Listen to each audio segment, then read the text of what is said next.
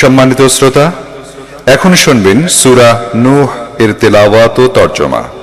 পারা 29। বিসমিল্লাহির রহমানির রহিম। ইন্না আরসালনা নূহান ইলা কওমিহি আন আনযির কওমাকা মিন ক্বাবলি আন ইয়াতিয়াহুম আযাবুন আলীম।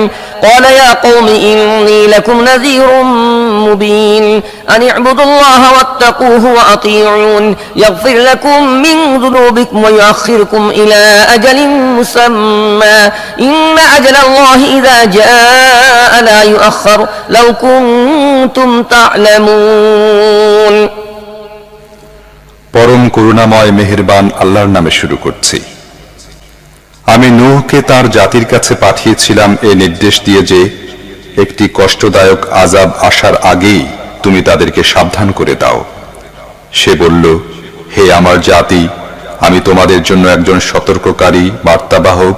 আমি তোমাদের জানিয়ে দিচ্ছি যে তোমরা আল্লাহর ইবাদত করো, তাকে ভয় করো এবং আমার আনুগত্য করো। আল্লাহ তোমাদের গুনাহ মাফ করে দেবেন এবং একটি নির্দিষ্ট সময় পর্যন্ত তোমাদেরকে অবকাশ দেবেন। প্রকৃত ব্যাপার হলো, আল্লাহর নির্ধারিত সময় যখন এসে যায় তখন তা থেকে বাঁচা যায় না। যদি তোমরা তা জানতে। قال رب إني دعوت قومي ليلا ونهارا فلم يزدهم دعائي إلا فرارا وإني كلما دعوتهم لتغفر لهم جعلوا أصابعهم في آذانهم واستغشوا ثيابهم وأصروا واستكبروا استكبارا ثم إني دعوتهم جهارا ثم إني أعلنت لهم وأسررت لهم إسرارا فقلت استغفروا ربكم إنه كان غفارا। সে বলল, হে আমার রব, আমি আমার কওমের লোকদের রাত দিন আহ্বান করেছি, কিন্তু আমার এই আহ্বান তাদের দূরে সরে যাওয়াকে কেবল বাড়িয়েই তুলেছে। তুমি যাতে তাদের ক্ষমা করে দাও এই উদ্দেশ্যে আমি যখনই তাদের আহ্বান করেছি তখনই তারা কানে আঙ্গুল দিয়েছে এবং কাপড় দিয়ে মুখ ঢেকে নিয়েছে, নিজেদের আচরণে অনড় থেকেছে এবং অতিমাত্রায় ঔদ্ধত্য প্রকাশ করেছে।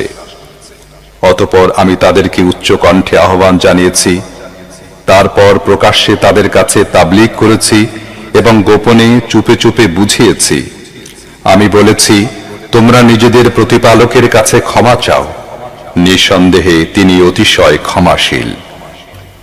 يرسل السماء عليكم مدرارا ويمددكم بأموال وبنين ويجعل لكم جنات ويجعل لكم أنهارا ما لكم لا ترجون لله وقارا وقد خلقكم أطوارا ألم تروا كيف خلق الله 7 سماوات طباقا وجعل القمر فيهن نورا وجعل الشمس سراجا والله أنبتكم من الأرض نباتا ثم يعيدكم فيها ويخرجكم إخراجا والله جعل لكم الأرض بساطا لتسلكوا منها سبلا فجاجا।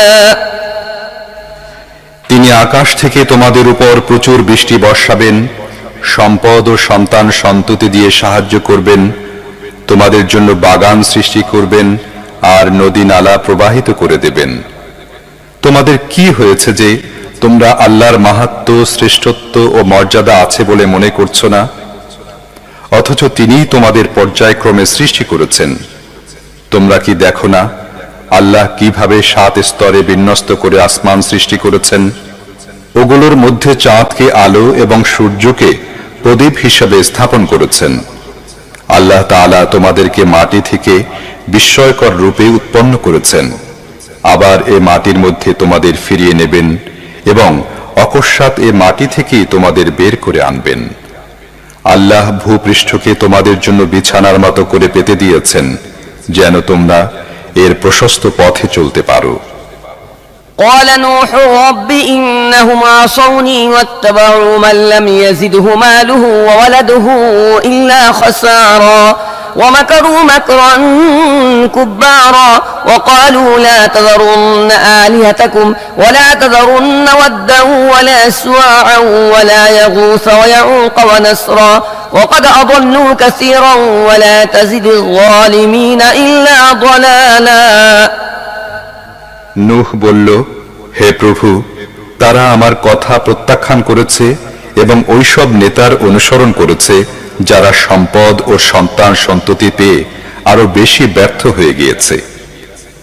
এসব লোক সাংঘাতিক ষড়যন্ত্র জাল বিস্তার করে রেখেছে। তারা বলেছে, তোমরা নিজেদের দেবদেবীদের কোনো অবস্থায় পরিত্যাগ করো না, আর ওয়াদ, সুয়া, ইয়াগুস, ইয়াউক এবং নাসরকেও পরিত্যাগ করো না। অথচ এসব দেবদেবী বহু লোককে গোমরাহিতে নিক্ষেপ করেছে। তুমিও এসব জালেমদের জন্য গোমরাহি ছাড়া আর কিছুই বৃদ্ধি করো না।